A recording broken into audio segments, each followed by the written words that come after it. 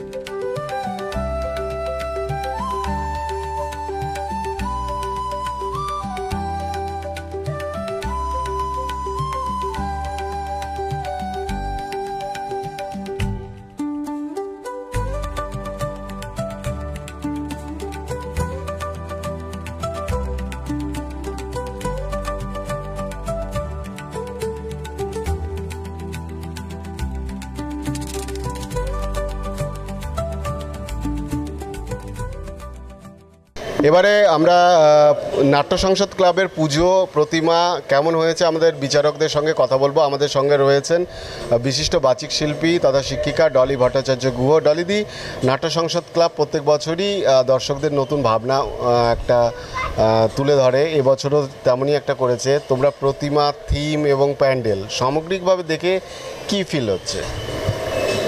প্রত্যেকবারের মতোই অভিনব, যেমনটা নাট্য সংসদ করে থাকে।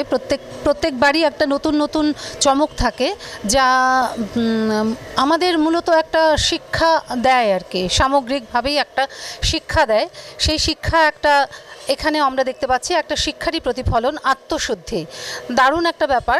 আত্মশুদ্ধি যার হবে না সে মূলত এই সমাজ এবং এই জগতের জন্য কখনোই কল্যাণকর হবে না।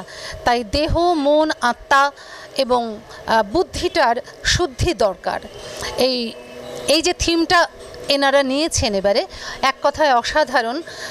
সম্পূর্ণ বিষয়টা খুব সুন্দর করে তুলে ধরা হয়েছে যে আমরা আমাদের এই দেহটাকে কি করে শুদ্ধ করতে পারি, মনটা কিভাবে শুদ্ধ হয়।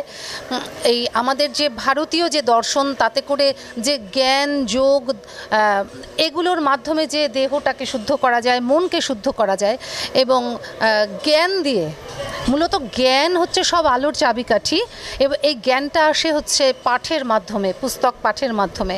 তো বহু ভারতবর্ষ প্রাচীন ঋষির দেশ, ভারতবর্ষে প্রচুর সুন্দর সুন্দর প্রাচীন গ্রন্থ, সমস্ত কিছুতেই ভারত প্রচুর উন্নত। তো সেগুলি আমাদের বুদ্ধিকে উন্নত করতে পারে, আমাদের চিন্তাকে উন্নত করতে পারে। আর ভক্তি, জ্ঞান, যোগ, এগুলো তো আমাদেরকে আধ্যাত্মিক স্তরে উন্নীত করতে পারে। একটা মানুষ, সাধারণ মানুষ অসাধারণ রূপে উন্নীত হতে পারে। আর তারপরে এই সবের যে মূল জায়গা, মায়ের আরাধনা, মায়ের পদতলে আশ্রয় নেওয়া, সেই বিষয়টি তো আছেই। আর প্রত্যেকটা বিষয়কে এত সুন্দর করে এখানে উপস্থাপিত করা হয়েছে, আলোকসজ্জা দিয়ে, এই আমি বলবো শব্দ দিয়ে, মিউজিকটা যেটা চলছে সেটা দিয়ে, এবং দেবী মূর্তিতে তো অবশ্যই আমাদের এখানে এই যে রূপটা, এখন এই ধারাটা যদিও কয়েক বছর ধরে চলছে, কিন্তু এই যে অভিনবত্ব ব্যাপারটা, সেই ব্যাপারটাও আমাদের মন কেড়েছে। সব মিলে সার্বিকভাবে আত্মশুদ্ধি আমাদের সকলের হওয়া দরকার। তাই এই মুহূর্তে আত্মশুদ্ধির ভাবনাটা সত্যিই ভীষণ ভালো। ইতিমধ্যে আমরা দেখলাম যে একটা শৈল্পিক গুণে চারপাশে ছড়িয়ে ছিটিয়ে রয়েছে ক্লাবের প্যান্ডেলে বিভিন্ন প্রান্তে।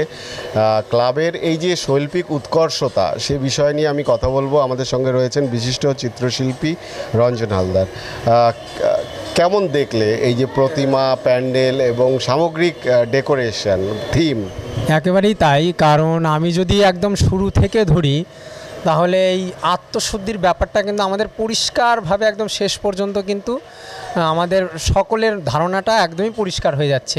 আমরা প্রথমেই ঢোকার সময়ই আমরা দেখছি যে আমাদের কিন্তু শরীরের যদি শুদ্ধিকরণ করতে হয়, তাহলে আমাদের যোগ করতে হবে। এটা প্রত্যেকটা মানুষেরই কর্তব্য এবং আমি মনে করি দরকার। তারপরেই আমরা চলে আসি যে শিক্ষা, যেটা দলেই বললেন যে শিক্ষা না হলে কিন্তু আত্মশুদ্ধি কখনোই সম্ভব নয়।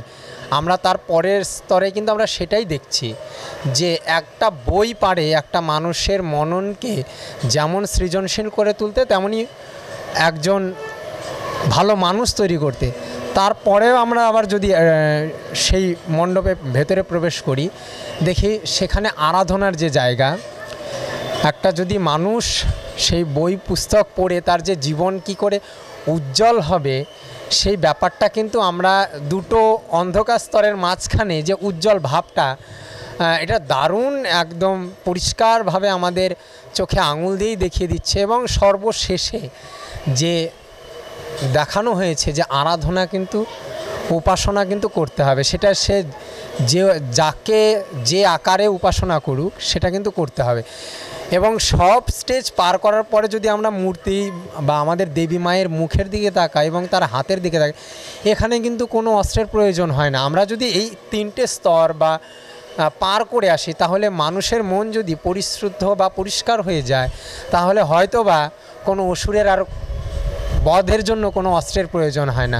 তাই বুঝি হয়তো ক্লাব কর্তৃপক্ষ দেবতা দেবীর হাতে কোনো অস্ত্র দেয়নি, আসলেই তাই। আমাদের মন পরিশুদ্ধ থাকলে বোধহয় আর কখনো অস্ত্রের প্রয়োজন হয় না। অসংখ্য ধন্যবাদ ক্লাব কর্তৃপক্ষকে। আমরা দেখলাম সুন্দরভাবে এক্সপ্লেন করলো রঞ্জন বিষয়টা নিয়ে।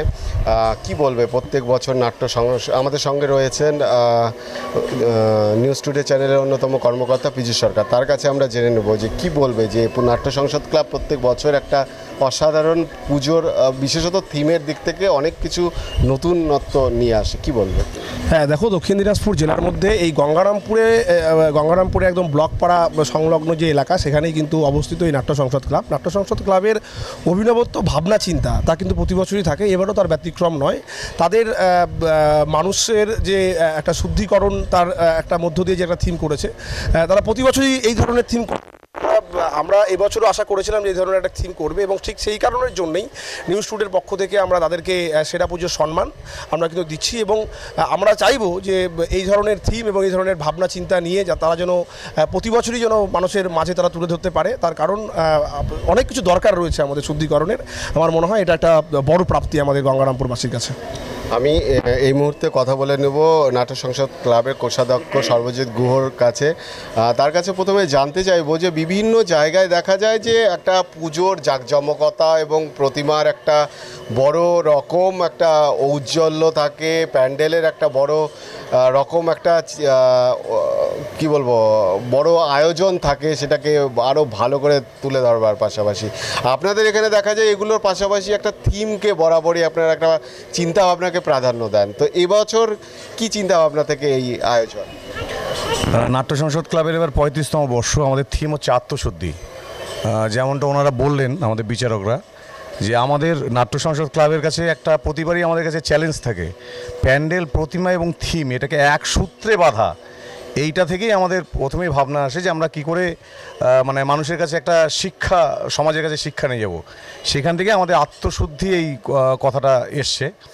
তো আমাদের এখানে 5টা স্তরে সাজানো হয়েছে। আপনারা যদি লক্ষ্য করেন তাহলে প্রথম যে স্টেজটা, সেখানে হচ্ছে আয়রন শিটের তৈরি এবং সেটা জং ধরে, সেটা 6 মাস ধরে কিন্তু জং ধরানো হয়েছে, ওটা রং করা হয়নি। এটা দেখানোর জন্য যে মানুষ শুদ্ধ হওয়ার আগে মানুষের দেহ, মন, আত্মা এবং বুদ্ধি এরকম জং ধরা অবস্থাতেই থাকে। এবারে আমরা যখন শুদ্ধতা শুরু করি, তখন প্রথমেই আমাদের যেটা দরকার সেটা হচ্ছে জ্ঞান। জ্ঞান ছাড়া কোনো কিছুই সম্ভব না। সেই জন্য ওখানে একটা জ্ঞানের ভাণ্ডার রাখা হয়েছে, যে আমাদের ওখানে জ্ঞান প্রাপ্তি হলে তবেই আমাদের বুদ্ধি শুদ্ধ হবে।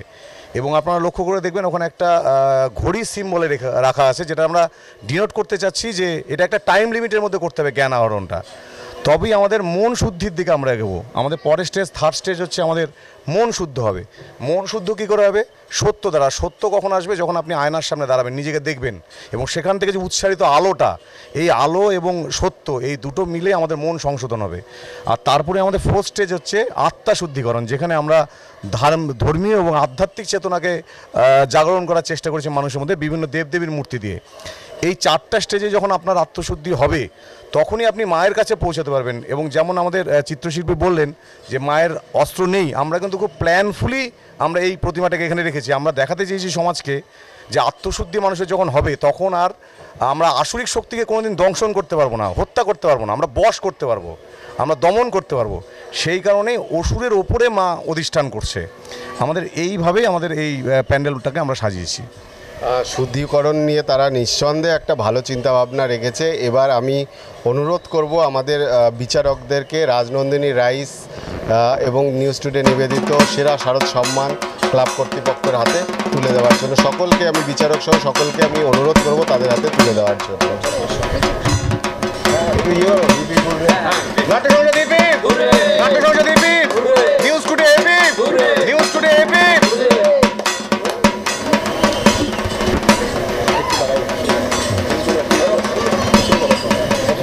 এবারে আমি প্রতিক্রিয়া নেওয়ার চেষ্টা করব অন্যতম ক্লাব কর্মকর্তার সঙ্গে। যে দাদা, এই যে এবছর আমরা আপনাদের যে পুজোর আয়োজন করেছিলেন তাতে আমাদের রাজনন্দিনী রাইস এবং নিউজ টুডের পক্ষ থেকে সেরা শারদ সম্মান তুলে দেওয়া হলো, এই সম্মান পেয়ে আপনাদের কেমন লাগে? প্রথমে আমি নিউজ টুডে এবং রাজনন্দিনী রাইসকে সমস্ত কর্মকর্তাদেরকে আমাদের ক্লাবের পক্ষ থেকে, নাট্য সংসদের পক্ষ থেকে আগে ধন্যবাদ জানাই। আমরা এই পুরস্কারটা পেয়ে আমরা খুব নিজেদেরকে গর্ববোধ মনে করছি, কেননা আমরা প্রত্যেকটা বছর পুজোটাকে নিয়ে খুব চিন্তাভাবনা করি। একটা বছর ধরে চিন্তাভাবনা করি যে মানুষকে কেমন করে খুশি করানো যাবে, সেটা নিয়ে চিন্তাভাবনা করে এবারকার আমাদের থিম হচ্ছে আত্মশুদ্ধি। আমাদের মাননীয় মুখ্যমন্ত্রী কী বলে ভার্চুয়ালি যেদিন থেকে আমাদের উদ্বোধন করেছেন আমাদের প্যান্ডেলটাকে, তারপর থেকেই এখানে আমাদের দর্শনার্থীদের ঢল নেমেছে। তবে আজকে পঞ্চমীর দিন থেকে আরও বেশি এরকম চলবে। আমরা আপনাদের মাধ্যমে প্রত্যেকটা দর্শককে বলতে চাই যে আপনারা এখানে আসুন এবং এসে আমাদের যে থিমটা করেছি সেই থিমটা উপভোগ করুন এবং সকলকে দেখবার জন্য একটা সুবন্ধ ব্যবস্থা করে দেবেন আপনাদের মাধ্যমে। প্রতি বছরই আমরা দেখি নাট্য সংসদ ক্লাব গভীর একটা চিন্তাকে থিম করে এবং সেটা সমাজে সবার সামনে তুলে ধরবার চেষ্টা করে পুজোকে কেন্দ্র করে। আমরা চেষ্টা করব যে আপনারা আরও আগামী দিনে আপনাদের ক্লাবের শ্রীবৃদ্ধি হোক এবং আরও অভিনব পুজো আমাদেরকে উপহার দিন। আপাতত আপনাদের চোখ থাকুক নিউজ টুডেতে। দুর্গাপুজো মানে নতুন আনন্দ, নতুন সাজ আর নতুন স্বাদের খোঁজ। শারদীয়ার প্রতিটি দিনে প্রিয়জনের সঙ্গে ভোজনের টেবিলে চাই নিখুঁত পরিপূর্ণতা। আর তাই দুর্গাপূজা 2025 উপলক্ষে প্রতিটি দানায় বিশুদ্ধতার প্রতিশ্রুতি নিয়ে এসেছে রাজনন্দিনী রাইস। রাজনন্দিনী প্রিমিয়াম মিনিকেট, বাঁশকাঠি, রত্না, স্বর্ণ, টিনটেড, গোবিন্দভোগ চালের প্রতিটি দানায় আছে বিশুদ্ধতার প্রতিশ্রুতি। এখন ভাতেও থাকুক রাজকীয়তা, প্রতিটি গ্রাসে মিলুক স্বাদের পরিপূর্ণ আনন্দ। আপনার পরিবারের সঙ্গে ভোজনের মুহূর্তগুলোকে করে তুলুন আরো বিশেষ, আরো স্বাস্থ্যকর। এই পুজোয় সবার ভাতের থালায় থাকুক রাজনন্দিনীর ছোঁয়া। বর্তমানে হোম ডেলিভারির ব্যবস্থা আছে। হোম ডেলিভারির জন্য কল করুন 8617395433 বা 7585861174 নম্বরে। আমাদের সাথে যোগাযোগের মোবাইল নাম্বার 8158933883।